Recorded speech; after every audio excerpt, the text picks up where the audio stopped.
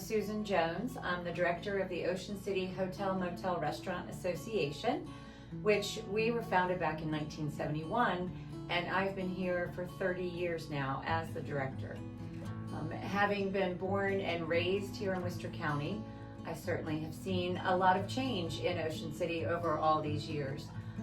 I think what's really most exciting is that Ocean City is 150 years old. Our town was born in 1875 when women opened up their homes to visitors because their husbands went out fishing. So as the guys were going out fishing, the women said, I'm going to open up my home. I'm going to welcome visitors. So for 150 years, we have been welcoming visitors into Ocean City, Maryland. And if you haven't noticed, we don't have any smokestacks. We are not manufacturing. We are tourism. We are tourism and we are real estate. So everything in Ocean City is all about hospitality and welcoming visitors. And sadly, if we have to look out and see these wind turbines off our shores, I personally don't think that is very welcoming. Nor do our 450 members feel that is very welcoming. That really would be a sight for sore eyes. And you know, at one point in time, I think what's frustrating the most to me is that at one point in time, US Wind talked about putting these way offshore so they would not be seen. And now suddenly, the size, the scope, everything about the project has changed several different times. So this Italian company, US Wind, cleverly named, is based way across the sea. And here they want to come and completely destroy, and I mean destroy, the tourism landscape.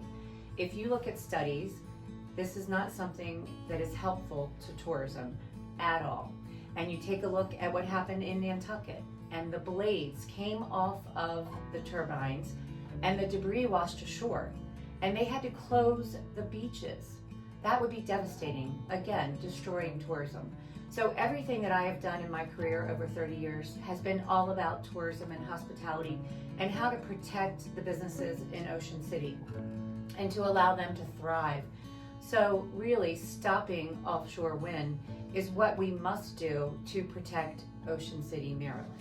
You know, several years ago, the Chamber of Commerce and our association got together with a couple of fishermen at the harbor, one of them, Sonny Gwynn, and we created this little thing called Harbor Day at the Docks. And it was all about celebrating the heritage of our area and celebrating the culture of commercial fishing and that commercial harbor. And we have to do everything we can to protect commercial fishing. And that year, during our first year of Harbor Day at the Docks, I learned all about the horseshoe crab. Have always seen them washing up on the bay, you know, seen them at the bottom of the bay, but I never really knew how important a horseshoe crab was to us. And when these commercial fishermen go out in the ocean and drag these horseshoe crabs back in, they tag them. They send them to Virginia Tech for research. It is for blood research. It is to create vaccines. They are an integral part of our life. And we can't destroy that commercial fishing harbor. We don't want to industrialize the look and the feel of that commercial fishing sector. So again, we have to protect that. One of my favorite pastimes in Ocean City is obviously the water and everything on the water, kayaking, boating, whatever. Fishing happens to be a very near and dear to my heart. I love to take the boat out and we go offshore and we fish.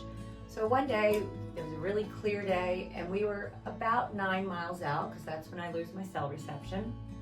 And I turned around, and I was like, wow, this is where they want to place turbines. I could very vividly see the shoreline. So, again, we do not want to look at turbines. They are not pretty. They will destroy the vista and the view, and people come to Ocean City for the magnificent view of the ocean, for the sunrise, for the sunset. We've got to protect that.